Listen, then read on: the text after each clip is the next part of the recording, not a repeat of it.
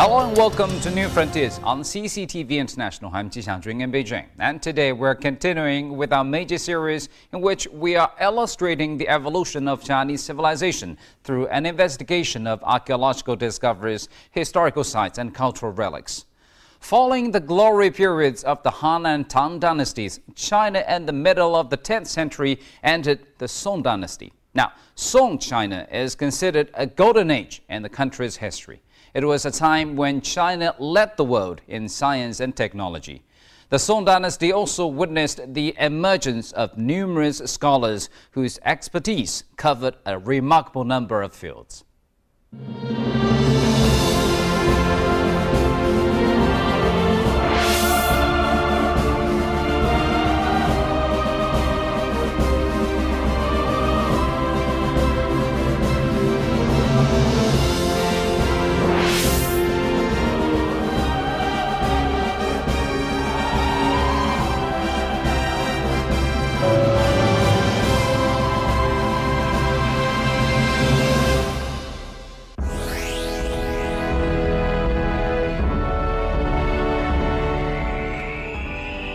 After the glories of the Han and Tang dynasties, China entered the Song Dynasty, which lasted from the year 960 to the year 1279. The Song Dynasty is considered a high point in Chinese history, a time when China led the world in science and technology. The Song Dynasty saw the rise of numerous scholars in many fields, and through their efforts, science and technology in China reached a level that makes today's Chinese still feel proud.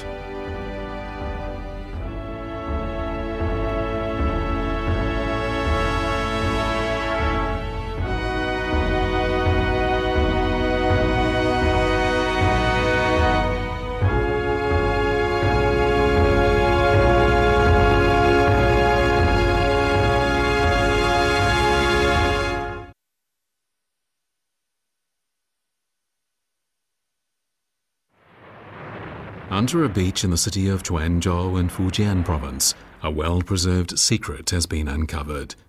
A boat constructed during the Song Dynasty more than 700 years ago. With a length of 34 meters, this boat accommodated 3 masts and 13 sealed compartments, and it had a load capacity of over 200 tons.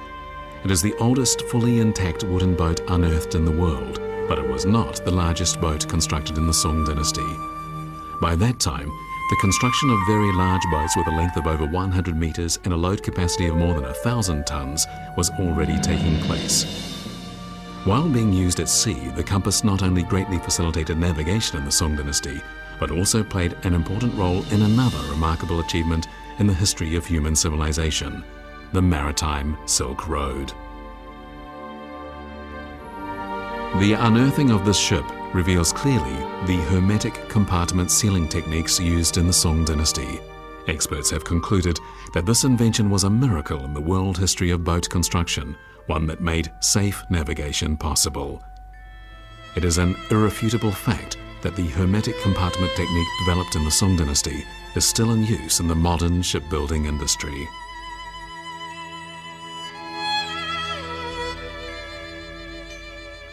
In ancient China, today's city of Quanzhou went by the name Port Zitung, and the prosperous sea trade of the Song Dynasty made Quanzhou world famous. At that time, many foreigners traveled to the city, and some of them came just to visit a bridge called Wan'an Bridge.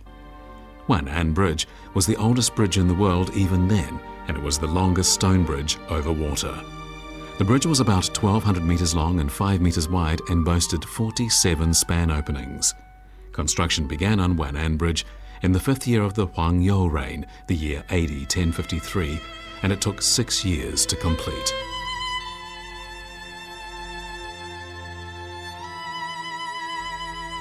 In the world history of bridge construction, Wan'an Bridge was the first to use ship-like stone piers that were sharp-edged on both sides.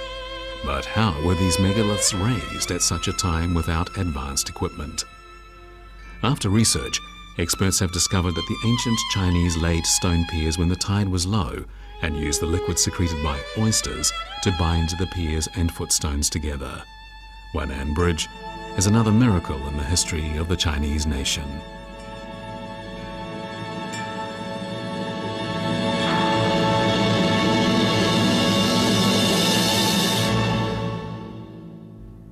During the Song dynasty, Quanzhou developed into a seaport known far and wide. Together with the port of Alexandria in Egypt, Quanzhou was regarded as one of the two largest trade ports in the world.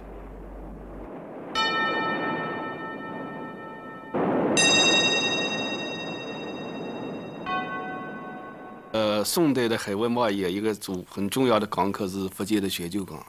福建泉州港当时跟海外很多地区都有联系。东边呢是朝鲜半岛、日本列岛，西边一直到印度洋地区，到波斯湾，到阿拉伯半岛，到非洲的最远可以到非洲东北部。这个当时把印度洋地区就叫西洋。后来为什么我们把镇叫做镇湖下西洋呢？这个起源就是从宋代开始，我们就把印度洋地区叫西洋的缘故。当时海外贸易进出口的物资呢，主要是我们国内出口的东西，主要是两样，一样是丝绸，一样是瓷器。 Some scholars assert that porcelain should be regarded as the fifth great invention of ancient China. From the point of view of porcelain experts, the porcelain produced in the Song dynasty is of the highest quality.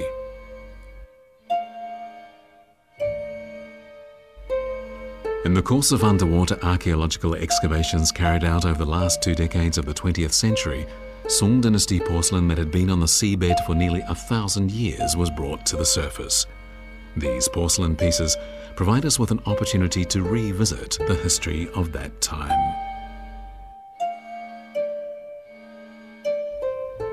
Porcelain produced in the Duan kiln is elegant in form and unsurpassed in its use of bright-coloured glazes, but only a few examples survive.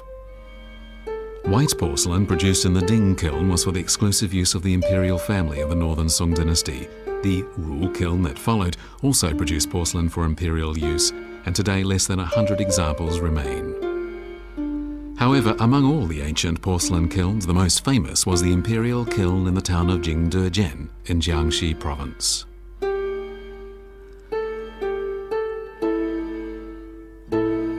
According to ancient records, on the southern bank of the Changhe River, there was a town called Changnan, where highly desirable porcelain was produced for export. Changnan is in fact Jingdejian, simply renamed to reflect the reign title of Song dynasty Emperor Zhenzong. Porcelain objects produced in Jingdejian at that time were greatly loved by Zhenzong, and from then on Jingdejian became famous all over the country, and its original name Changnan was forgotten.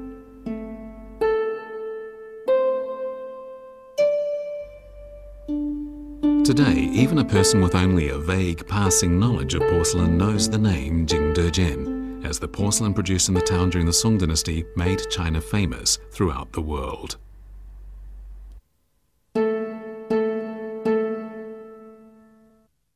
It wasn't just the porcelain produced at Jingdejian that made China famous worldwide during the Song dynasty. Another major achievement was movable type printing, invented by a man named Bi Sheng. 沈括的《梦溪笔谈》是我们国家在科技史上一部非常辉煌的名著，它记录了宋代很多在自然科学方面的成就，其中包括对石油的认识。 对这个沧海桑田这种地质变化的认识，那其中最重要的就是沈括在这个书里边记录了宋代一个叫毕生的人，他发明活字印刷术的情况，在《梦溪笔谈》里比较详细的记述了活字印刷术的整个的过程和印刷方法。 From that monumental work in the history of Chinese science, Dream Pool Essays, we can take note of discoveries, inventions and creations that Shen Kuo and other men of ancient China came up with during their scientific and technical explorations. Several hundred years later, the artisan Bi Sheng described in this book still has the power to astonish. 原来有些人不太相信用泥能够来印刷这个活字，包括这个胡适先生也曾经怀疑这个泥活字能不能印书。南宋有一位宰相叫周必大，他在做朝官的过程当中放了一个外任，就给放到哪儿去？放到长沙，那会儿叫潭州，到那儿去做官。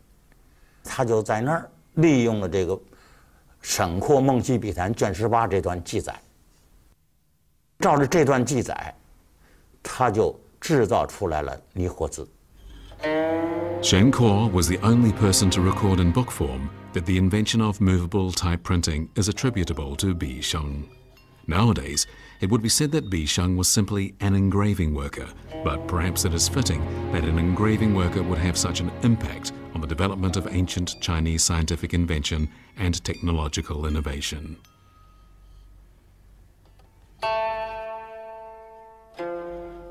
Papermaking, one of the 4 great inventions of ancient China, had been developed earlier in the Western Han Dynasty some 2,000 years ago.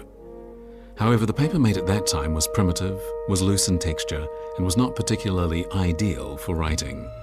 However, during the Yuanqing reign of the Eastern Han Dynasty not long afterwards, Cai Luan greatly improved papermaking techniques.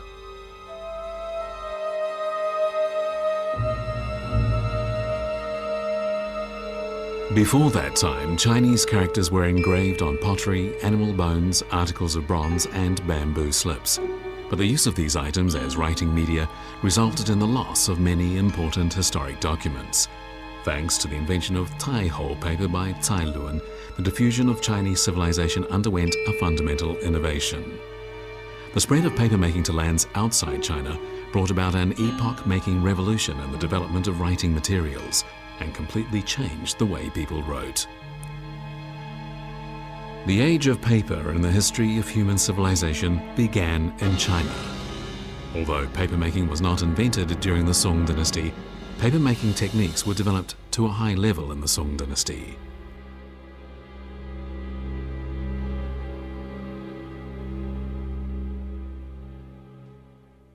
The Song era saw the appearance of bamboo paper, which was smooth, ink-absorbent, and highly suited to writing.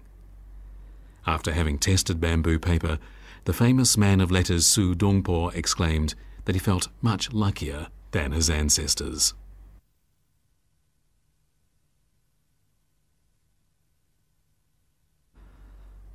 Song-era books were printed in large numbers, and they went on to become the volumes most sought after by educated men of later eras.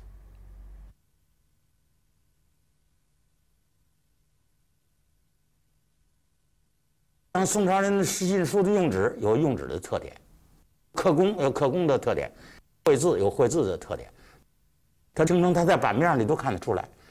那这种版式就这种规制，这种样式，就成了其后元明清刻书的一种楷模风范。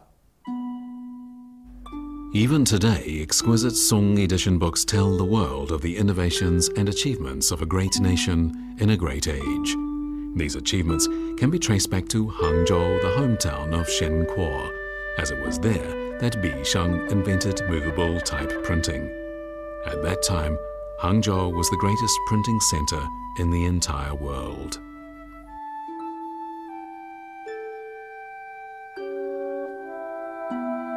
说北宋的时候，大概印刷的地点呢，就是有30多个地点。到了南宋的时候，就将近有200多个地方都已经开始有印刷的活动。比方说，这个南宋的时候，连海南岛都已经开始有印刷的活动。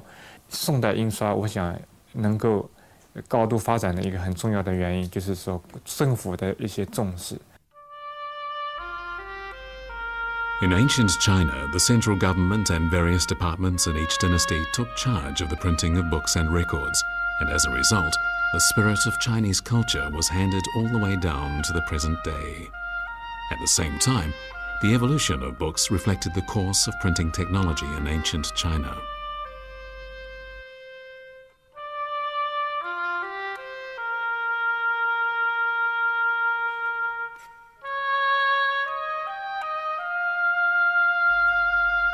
Before printing technology became popular and thrived, books were generally handwritten, and works were handed down through continuous hand copying. However, as errors and omissions were common in hand-copied volumes, in the early Song dynasty a new and rather strange kind of book appeared, the Book of Ink Rubbings. This is the famous Steely Forest in Xi'an, reputed to be the biggest and certainly the heaviest library in the world. Collected here in the Steely Forest are more than 3,000 steles from the Han Dynasty more than 2,000 years ago to the Ming and Qing dynasties, and many of them bear engravings of important ancient classical documents. For hundreds of years, scholars from all over China came here to make ink rubbings, and then they compiled the rubbings into volume form for reading and correction. It was a particular cultural medium of ancient China. During the Song Dynasty, if one wanted to become a qualified scholar, one had to first read such a book. However, at the time, the books were literally too heavy. In point of fact, books printed using wood block printing techniques were already in use during the early part of the Song Dynasty. However, due to a number of technological inadequacies at that time, the development of printing was hindered. On the one hand, engraving the blocks took a very long time, meaning that the printing of a single large-sized book could take several years or even decades. This was unlikely to help much in the spread of culture. On the other hand, wood block printing required a substantial quantity of wood. As each carved block could only be used for a specific page of a particular book, a book such as the Buddhist text, the Tripitaka, required more than 130,000 engraved blocks. On top of all this, there was the problem of preserving the wooden blocks for future use. In the end, then, movable type printing made its appearance to meet the needs of the culture.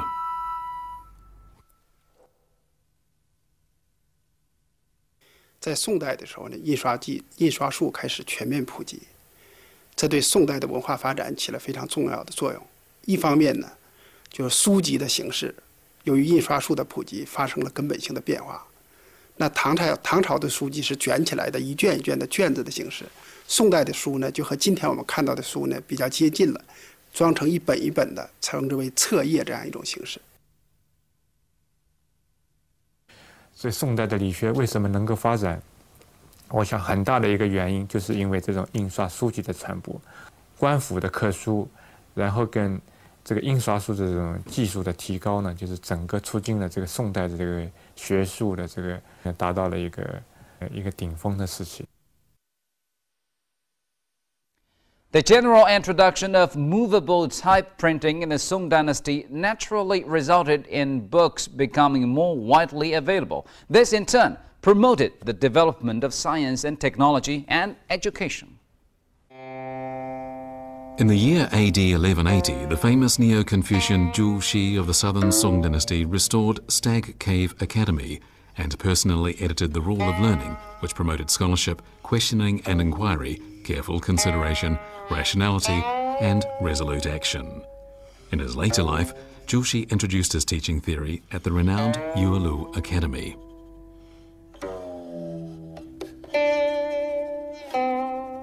During the Song Dynasty, both public and private schools developed quickly. Around 300 schools developed as important venues for education, teaching, and book printing, and mathematics and physics were included in the teaching curriculum. Some schools even had special mathematics and physics departments.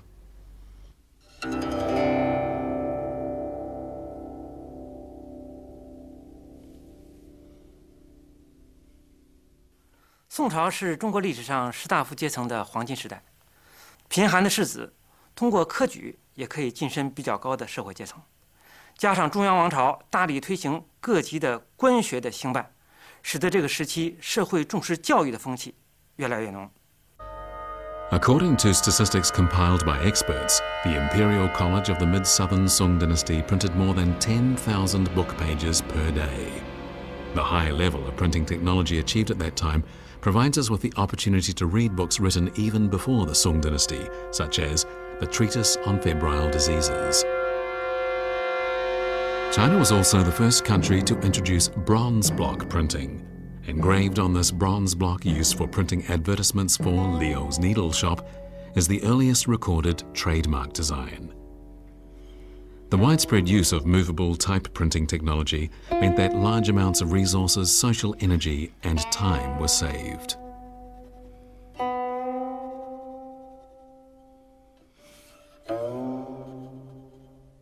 所以这个笔生这个泥活字的发明啊，应该说是在人类的文明的进步上是一个很大的一个推动力，也是一个里程碑。After Bi Sheng's death, the movable printing plate he invented was collected by Shen Kuo, and so people also called the same type of movable printing plate Shen's movable plate. Recently, a newly discovered planet was given the somewhat unglamorous name number 2027. In order to celebrate the great contribution made by Shen Kuo to the development of the science and technology of the ancient world, the International Union of Astronomers decided to rename the planet Shen Kuo's planet.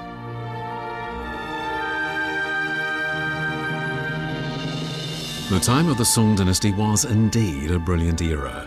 It was during this time that the four great inventions of ancient China appeared, marking a high point in China's history of science and technology. From that time on, humans had the means to bring about a scientific renaissance, while at the same time, the spiritual creativity of human civilization was also moved forward.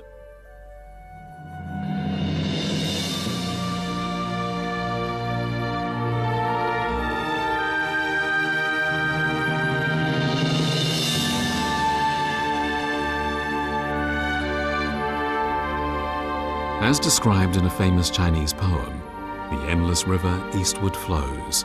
With its huge waves, gone are all those gallant heroes of bygone years.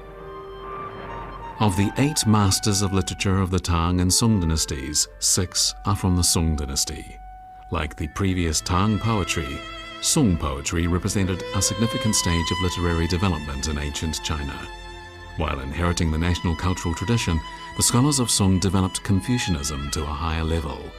Thanks to their knowledge of the relationship between the universe and nature, and with a passion to lead the people towards an ideal society, the scholars of the Song dynasty put forward concepts they regarded as essential to achieving a meaningful life. The philosophers of the Song dynasty believed that the people were the most important element of social life, and they thus sought to represent their desires and encourage their breadth of mind.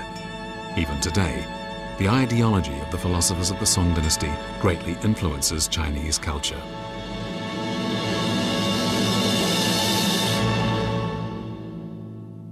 宋代选拔了一批人才，那么国家在对这次所有对国家国计民生都特别重要的这些我们叫学科啊，就是说天文也好，医学也好，或者军事技术也好，或者是这个水利方面等好这些方面，他都会非常的重视，而且会出大量的人力来进行组织。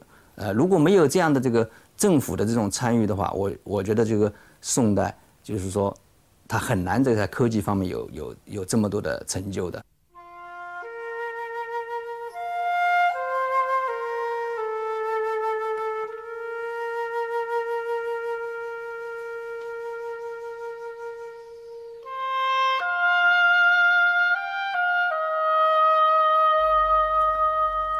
In the northern Song dynasty, the capital city Bianliang was already one of the world's most prosperous commercial cities, and it was also a world centre of culture and science. On an evening 800 years ago in the southern Song dynasty of Lin'an, one would have observed a prosperous metropolis with a myriad of twinkling lights.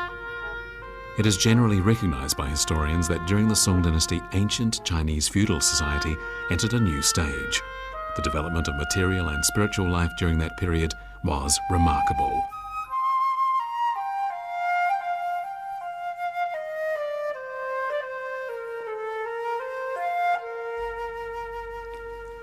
The famous painter Zhang Zheduan left for posterity a magnificent work in realistic style entitled Along the River During Qingming Festival. Many experts regard this painting not only as a classic in the world history of art, but also as an invaluable resource in studies of the science and technology and social history of ancient China.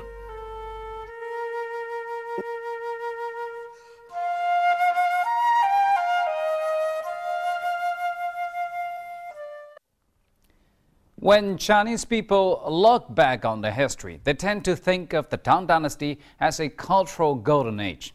If you are looking for an age of enlightenment, then it's the Song Dynasty that's likely to stand out.